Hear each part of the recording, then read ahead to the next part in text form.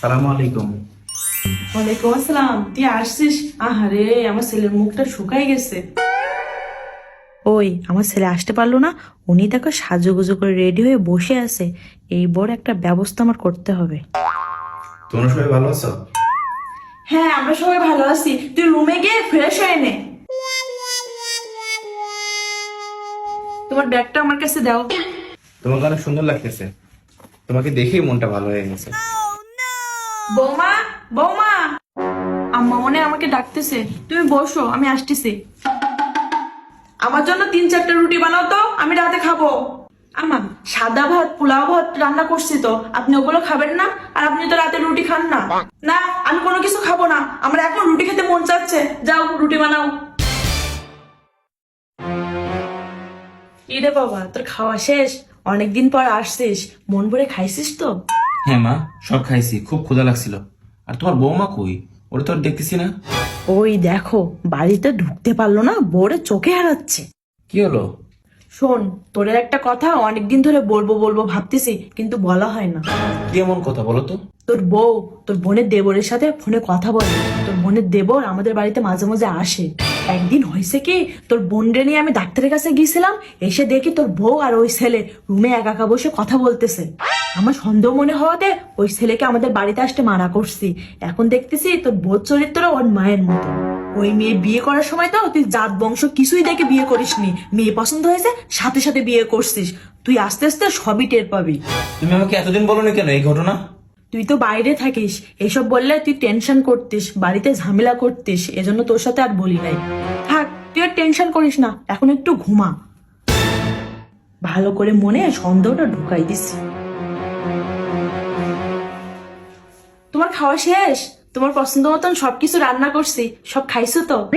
তুমি কোথাও যাচ্ছ নাকি? হ্যাঁ, বাইরে যাচ্ছি। এই রুমের ভিতরে আমার দম বন্ধ হয়ে যাচ্ছে, কোনো কিছু সহ্য হচ্ছে না আমার। এভাবে বলে চলে গেল কেন? এটা কি হইলো? তুমি এখনো ঘুমাওনি? আর তুমি এখানে এভাবে বসে আছো কেন? তোমার ফোন বন্ধ, তুমি এত রাত করে বাসায় আসছো, কি হয়েছে তোমার? কিছু না, তুমি আমার সামনে থেকে সরে যাও, তোমার দেখতে ইচ্ছা করতেছে না, সহ্য হচ্ছে না তোমার আমার। তোমার কি হয়েছে? তুমি হঠাৎ আমার সাথে এমন ব্যবহার করতেছো কেন? এতদিন পরে তুমি আসছো, একবারটা আমাকে শুয়ে দেখবা না? তোমাকে ছুতে আমার রুচিতে পারতেছে, তুমি সরো তোমার সামনে থেকে। কি হয়েছে তোমার? আমাকে একটু বলো, তোমার পা দুইটা ধরি। তুমি নাকি আমার বোনের দেবরের সাথে ফোনে কথা বলো, বাসায় ডেকে এনে রুমে বসে কথা বলো, তুমি আমার বিশ্বাসের এই মর্যাদা দিলা? তুমি বিশ্বাস করো, আমি এইগুলো করিনি। এইগুলো আমি কেন করব? আমার মা আমাকে ছোটবেলায় রেখে অন্য কারোর হাত ধরে চলে গেছে, তারপর থেকে আমি সৎমার অত্যাচারে বড় হয়েছি।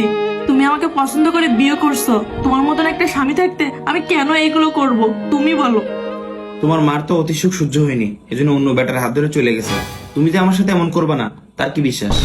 আল্লাহ দোহাই লাগে তোমার, তুমি যদি আমার সম্পর্কে এমন ধারণা করো আমি মরে যাব। আমার মা ছোটবেলা আমাকে রেখে চলে গেছে, এটাতে আমার দোষ কোথায়? তোমরা সবাই আমাকে এটা নিয়ে কথা শোনাও। তোর পা দুইটা ধরি, তুমি আমাকে অবিশ্বাস করো না। তুমি ছাড়া আমার আপন বলতে কেউ নাই। তুমি যদি আমার সম্পর্কে এই অবিশ্বাস নিয়ে ঘুমিয়ে যাও, তাহলে সকালে উঠে আমার মরা মুখ দেখবা। না, এই মেয়েটা সঠিক বলছে, আমি এর ফাফা কষ্ট দিচ্ছি, ভুল বুঝতেছি। মরে যাবা কেন? একদম এভাবে বলবো না, উঠো, উঠে এখানে বসো। মা কেন এইভাবে বললো? আমি এই সংসারের জন্য এত কিছু করি, তারপরে তোমার মা বোন আমাকে সহ্য করতে পারে না। তোমাকে কখনো কিছু বলি নাই, ছোটবেলা থেকে আমার সৎমার অত্যাচারে বড় হয়েছি, আর তোমার জন্য তোমার মা বোনের কথা সহ্য করতে পারবো না? আমার বিয়ের সময় আমার বাবা আমাকে কিছু দেয়নি কেন? আমার থেকে তার ছেলেকে আরো ভালো জায়গায় বিয়ে দিতে পারতো। এইগুলো আমাকে উঠতে বসতে কথা শোনায়। আমার মা হয়ে আমার বোন নামে এত নোংরা কথাবার্তা বললো? তুমি যাও, ফ্রেশ হয়ে আসো, আর কান্নাকাটি করো না, আমি দেখতেছি ব্যাপারটা। বৌমা, তোমার হাতের দুইটা চুড়ি কোথায় পাইছো? আম্মা, আপনার ছেলে আমার জন্য নিয়ে আসছে। কই, আমাদের তো দেখাও নেই। আর আমার যে আরো দুইটা মেয়ে আছে, তাদের জন্য নিয়ে আসিনি। তা তো আমি জানি না। তুমি সবই জানো। এই ছোট লোকের বাচ্চা আমার এই বাড়িতে আসার পর থেকে আমার ছেলে মা বোনের কথা ভুলে গেছে। আমার ছেলেকে আমি কতবার বুঝাইছি এদের জাত বংশ ভালো না, এদের চরিত্র সমস্যা আছে। আমার ছেলে আমার কথা কানেই নেই না। দেখেন আম্মা, আমার চরিত্র নিয়ে কথা বলবেন না। আমি এমন কিছু করিনি যে আপনি আমার চরিত্র নিয়ে কথা বলবেন। এই ছোট লোকের বাচ্চা কত বড় সাহস আমার মুখের উপর কথা বলে! আর একটা কথা বলে কিন্তু জুতা পেটা করে এই বাড়ি থেকে বের করে দিব। তুমি ছোট লোকের বাচ্চা কারা বলতেছো? তুমি কি ভুলে গেছো ও তোমার ছেলের বউ? তুই জানিস না বাবা ও কি করছে, আমার মুখের উপর তর্ক দিছে, ওর কত বড় সাহস। আমি সব শুনছি কে কি বলছে। আসলে এই এতিম মেয়েটাকে বিয়ে করা আমার পাপ হয়েছে। ভাবছিলাম আমার বাড়িতে এসে ও অনেক ভালো থাকবে, কিন্তু তোমরা এখনো তাকে মেনে নিতে পারোনি। আমি বাইরে চাকরি করি, এই মেয়েটাকে বিয়ে করে তোমাদের কাছে রেখে গেছি। বলছি মা, মেয়েটা ছোটবেলা থেকে মায়ের আদর পায়নি, তুমি একটু তাকে মেয়ের মতো করে রাখো। আর এখন বাড়িতে এসে দেখতেছি তোমরা সবাই তাকে দাসী বানায় রাখছো। তুই সেটা ভাবছিস, সেটা না। তুমি চুপ থাকো। তুমি আমার বউয়ের সাথে সংসার করতে দিবা না দেখা তুমি আমার বউয়ের চরিত্র নিয়ে উল্টাপাল্টা কথা বলছো। তুমি মা হয়ে এটা কেমনে করতে পারলা? তোমার বিবেকে কি একটু বাধা দিল না? আমার বউকে আমি এই বাড়িতে আর এক মুহূর্তের জন্য রাখবো না। তুই এভাবে বলিস না, আমি আমার ভুল বুঝতে পারছি, তুই ওকে এই বাড়ি থেকে নিয়ে যাস না। না, ওই এই বাড়িতে আর থাকবে না।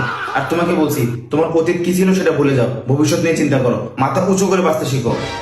তোমাকে কাউকে অসম্মান করার সুযোগ দিবা না, অন্যায় প্রতিবাদ করবা সবসময়। আমি তোমার পাশে আছি। যাও, ব্যাগ গুছায় নাও, আমরা এক মুহূর্তে এই বাড়িতে আর থাকবো না।